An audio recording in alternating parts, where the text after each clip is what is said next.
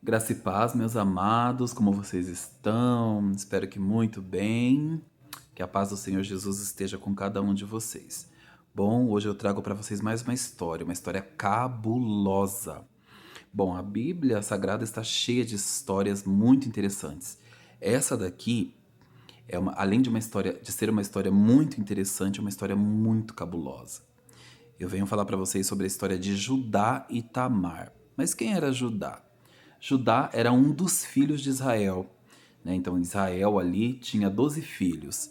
Esses 12 filhos constituíram então as 12 tribos de Israel. E Judá era um dos filhos de Israel, Jacó. Quando Deus então deu um novo nome para Jacó, né? Quando ele passou a se chamar Israel, então ele teve 12 filhos. Esses filhos constituíram então ali as 12 tribos de Judá. Cada um tinha uma característica. Então vamos lá. A história está no livro de Gênesis, capítulo 38, versículo 1 em diante, que diz o seguinte: Aconteceu por este tempo que Judá se apartou de seus irmãos e se hospedou na casa de um adulamita, chamado Ira. Ali viu Judá a filha de um cananeu, chamado Suá. Ele a tomou por mulher e a possuiu. Então ele se casou com Suá, uma cananeia, que tinha uma tradição completamente diferente da tradição ali das tribos de Israel, do povo de Israel. E ela concebeu e deu à luz a um filho. E o pai lhe chamou Er. Então o primeiro filho dele se chamava Er. Tornou a conceber e deu à luz a um filho. E este deu à mãe o nome de Onã, o segundo filho então de Judá. Né? Então o primogênito era Er. Continuou ainda e deu à luz a outro filho, cujo nome foi Selá. Ela estava em Quezibe quando o teve. Então ele teve 3 filhos. Judá, pois, tomou esposa para Er, o seu primogênito. O nome dela era Tamar. Então era uma tradição ali naquela época, os pais, né, arranjarem esposas para os seus filhos. A tradição de casamento arranjado era muito forte naquela época, né? Era uma tradição muito prevalente ali, né? Prevalecia muito essa tradição de casamentos arranjados, enfim. Então o nome dessa esposa que Judá arrumou para o seu filho Er era Tamar. Er, porém, o primogênito de Judá, era perverso. Ele era muito mau perante o Senhor, pelo que o Senhor o fez morrer. Então o Senhor tirou a vida de Er, porque ele era muito mau, ele era muito perverso. Então disse Judá a Onã. Então Judá chegou no seu segundo filho e disse: Possui a mulher de teu irmão, cumpre o levirato, que era uma lei, uma tradição, e suscita descendência a teu irmão. Então ele pediu para Onã se casar com a esposa de Er, porque era uma tradição, e eles tinham que dar descendência deles, né, a descendência do povo de Israel. Então ali ele tinha que continuar com a descendência do irmão dele. Era uma tradição ali. Sabia, porém, Onã que o filho não seria tido por seu. Vejam só. E todas as vezes que possuía a mulher de seu irmão, deixava, olha só que interessante, deixava o sêmen cair na terra. Então ali no coito, né, no ato sexual, ele deixava o sêmen cair na terra. Né? Olha só o que ele fazia. Para não dar descendência a seu irmão. Isso, porém, que fazia era mal perante o Senhor, pelo que também este fez morrer. Então isso era abominável para Deus. Deus não aceitava isso e fez Onã morrer também. Então disse Judá a Tamar. Então ele chegou em Judá a Tamar, sua nora, e disse o seguinte: Permanece viúva na casa de teu pai, até que Selá, meu filho, que era o terceiro filho dele, venha ser homem, crescer, né?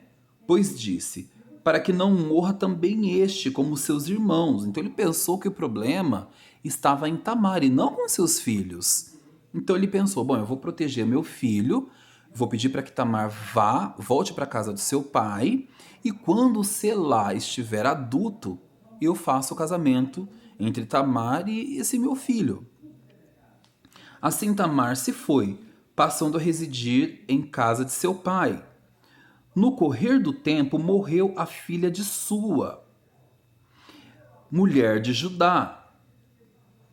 E, consolado Judá, subiu a tosqueadores de suas ovelhas em Tímina, ele e seu amigo Ira, o Adolamita. Então vejam só, a sua esposa morreu, certo? Então, olha lá, no decorrer do tempo morreu a filha de Sua, mulher de Judá. Então a mulher de Judá faleceu. E aí ele subiu com um amigo lá, o Adolamita, em uma cidade chamada Tímina, porque ele estava inconsolável, e o comunicaram a Tamar, né? E o comunicaram a Tamar: o teu sogro sobe a Tímina. Então alguém avisou a Tamar, né? O teu sogro sobe a Tímina para tosquear as ovelhas. Então ela despiu as vestes de sua viuvez. Então ela estava vestida ela estava com um tipo de traje. E cobrindo-se com um véu, se disfarçou e se assentou à entrada de Enaim, no caminho de Tímina, pois via que Selá era jovem e ela não lhe fora dada por mulher. Então ela percebeu que o quê? Selá era jovem demais para poder se casar com ela. Então ela foi lá no caminho de Tímina, tirou a roupa de viuvez, se vestiu de prostituta e ficou esperando ali o seu sogro, Judá. Então ela sabia que Judá tinha uma certa fraqueza. Vejam só. Então, né? Vendo-a Judá, teve-a por meretriz. Olha só, por prostituta. Ele sabia. Pois ela havia coberto o rosto. As prostitutas, então, naquela época, cobriam o rosto. Então se dirigiu a ela no caminho e lhe disse: vem, deixa-me possuir-te, porque não sabia que era a sua nora. Então ele não sabia que era a sua nora e pediu para se deitar com ela. Ela respondeu: que me darás por cobitares comigo? O que você vai me dar em troca, né? Ele respondeu: enviar-te-ei um cabrito do rebanho. Olha, veja só, naquela época um cabrito valia muito, muito. Então, Judá não era um homem qualquer. Esses filmes que Hollywood mostram aí, aquele povo, o povo cristão com aquela vestimenta meio suja, um povo simples. O povo de Deus não era assim. Ele não era um homem qualquer para oferecer um cabrito para ela. E veja só, ela respondeu: que me darás para cobitares comigo? Né? Então ele respondeu: o cabrito, tá. E perguntou ela: dar-me-ás penhor até que me mandes? Ou seja, você vai me dar alguma garantia até que você me mande esse cabrito? Respondeu ele: que penhor te darei? Ela disse: o teu selo, o teu cordão e o cajado que seguras. Então ele tinha um cordão, um cajado e um selo, que ali na vestimenta dele era um leão. Por isso que todo mundo diz: o leão da tribo de Judá. Então era um leão que ele tinha. Então ele era um homem muito bem vestido. Quando ele chegava, as pessoas diziam: esse homem é importante, esse homem não é um homem qualquer. Ele era um príncipe ali, né? Um rei ali, na verdade, de Israel. Então ela pediu isso como segurança. Ele, pois, los deu e a possuiu, e ela concebeu dele. Levantou-se ela e se foi. Tirou de sobre si o véu e tornou as vestes de sua viuvez.